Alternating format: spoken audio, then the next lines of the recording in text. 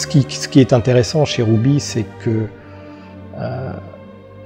ça tient à la fois de la cartographie mentale et en même temps, il y a un véritable travail de la matière, et de sorte que les choses ne sont jamais uniquement qu'en surface. Mais le plus étonnant dans tout ça, effectivement, c'est à la fois que ça combine donc ces deux aspects. On voit des territoires mentaux, des territoires inconscients probablement, qui se déploient, mais ils se déploient quasiment en 3 dimensions. Et avec, dans les choix chromatiques, quelque chose qui nous renvoie toujours au minéral, à l'organique, à la terre, aux éléments primordiaux.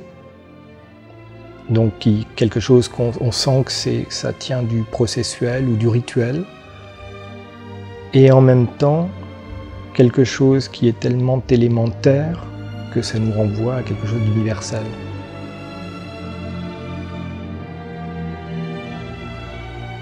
C'est une œuvre singulière mais en même temps extrêmement cohérente par rapport à ce qui se révèle, j'allais dire sur la surface, non, sur la surface profonde de ces œuvres, puisque la matière est là, et parfois incrustée, recollée et imprimée et en relief.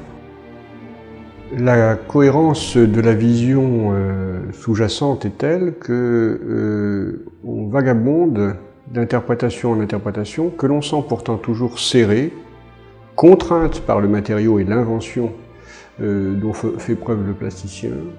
Si par exemple certaines des œuvres où l'on voit un relief particulièrement accusé par rapport à d'autres œuvres, moi me font penser immanquablement à un relief urbain, une cartographie urbaine avec un environnement. Collines, montagnes, hauteurs, étendues. À d'autres moments, il y a une dimension végétale dans les papiers qui sont collés, recollés.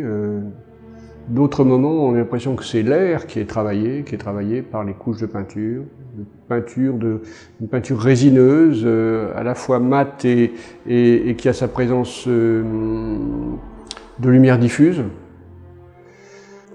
C'est ça qui est intriguant, hein. C'est qu'à côté de tant d'œuvres qui, en jouant sur le matériau, finalement font le jeu du matériau et ne le transcendent guère, ou sont dominés par le matériau, pour en réalité manifester qu'on peut le faire.